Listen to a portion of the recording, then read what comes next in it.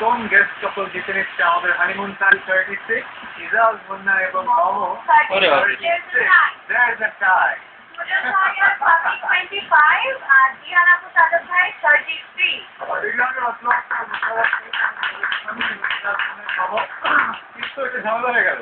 আমরা তো গেস্ট দিতে পারবো একজনকে। আমাদের ভাগ করতে ভালো লাগে। বলে একই নাম্বার পেয়েছে আমার মনে হয় তারা সামনে এসে পাওয়ার জন্য তাহলে আমরা তাদেরকে মনে করবো যে কাপল সামনে চলে আসে। জীবনটা পরীক্ষা দিতে দিতে চলে এখন উইনিং অবস্থা থাকে না।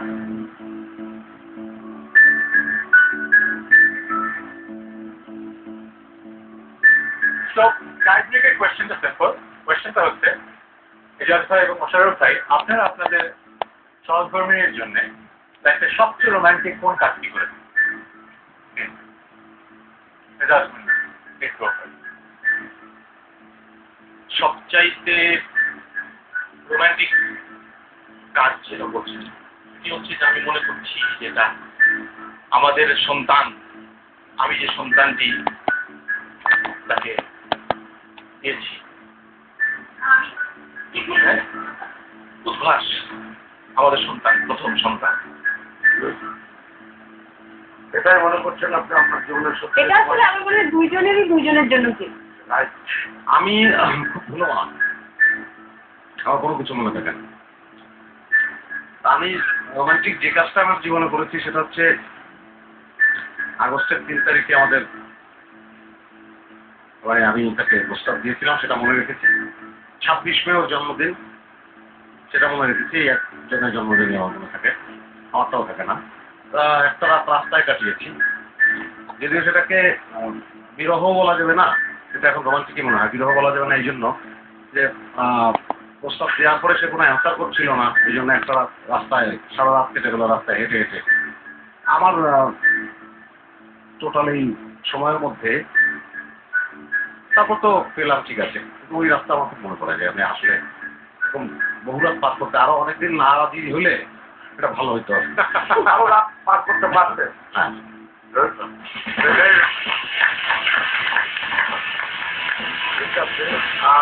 আবার আমরা একটু বুকিং করি। আমার একটু মিটিং করবো, আজকে একটু কথা বলে দিতে পারি।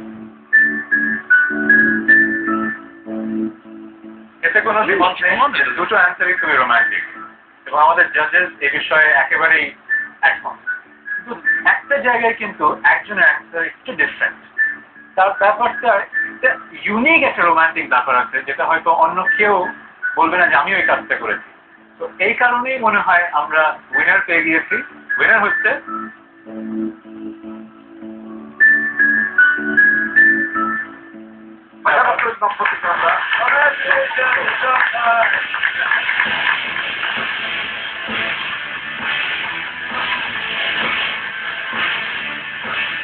মোশাররফ ভাইয়ের হাতে তুলে দিচ্ছি চ্যানেল 24 এর সৌজন্যে 2 লাখ টাকার গিফট আছে।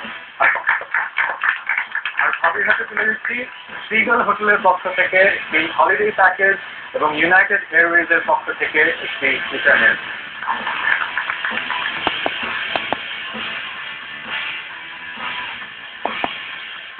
আসলে ওর অনেক ইচ্ছা ছিল ছুটির টাইমটা কক্সবাজার অথবা বান্দরবন বেড়াতে যাওয়ার জন্য। ওর মনের ইচ্ছাটা অনেক তীব্র ছিল বলেই বোধহয় আজকের এই প্রোগ্রামটায় আমরা এটা দিচ্ছিলাম।